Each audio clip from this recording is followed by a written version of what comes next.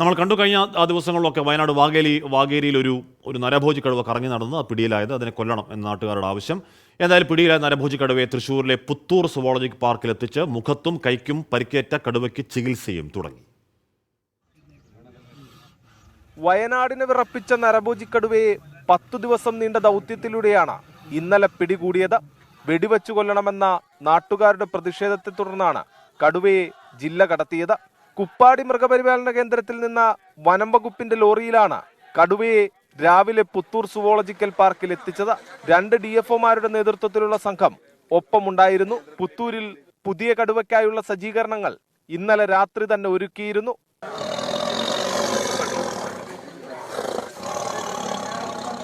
കടുവയുടെ മുഖത്ത് ചെറുതല്ലാത്ത പരുക്കുണ്ട്. ആദ്യം ചികിത്സ. ട്രീറ്റ്മെൻറ്റ് നമ്മളിപ്പോൾ വൂണ്ടിൻ്റെ ഡെപ്തും വ്യാപ്തിയും ഒക്കെ നമ്മൾ അസസ് ചെയ്യും. വൂണ്ടിൽ ഇൻഫെക്ഷനോ മാഗറ്റ് പുഴു ഉണ്ടോ എന്നൊക്കെ നമ്മൾ നോക്കും. അതിനനുസരിച്ച് basic treatment antibiotic therapy wound cleaning ഇപ്പോൾ ചെയ്യും.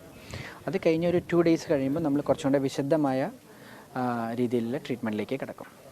ഇപ്പോൾ അതിൻ്റെ സ്ട്രെസ് ഒന്ന് കഴിയുന്നവരെ നമ്മൾ ബേസിക് ട്രീറ്റ്മെൻറ്റും ബേസിക് സപ്പോർട്ടുമാണ് ഇപ്പോൾ കൊടുക്കുന്നത്. 13 വയസ്സുള്ള ആൺകടുവയെ പിന്നീട് നിരീക്ഷണ കേന്ദ്രത്തിലേക്ക് മാറ്റി. നിരീക്ഷിച്ച ശേഷം മറ്റു നടപടികളിൽ തീരുമാനമെടുക്കും. ഡോക്ടേഴ്സിൻ്റെ ഒരു ടീമുണ്ട്. വയനാട് എന്നുള്ള ഡോക്ടറുണ്ട്, നമ്മുടെ ഡോക്ടറുണ്ട്. അതിനെ സ്ക്വീസ് കേജിലാണ് വെച്ചിരിക്കുന്നത്.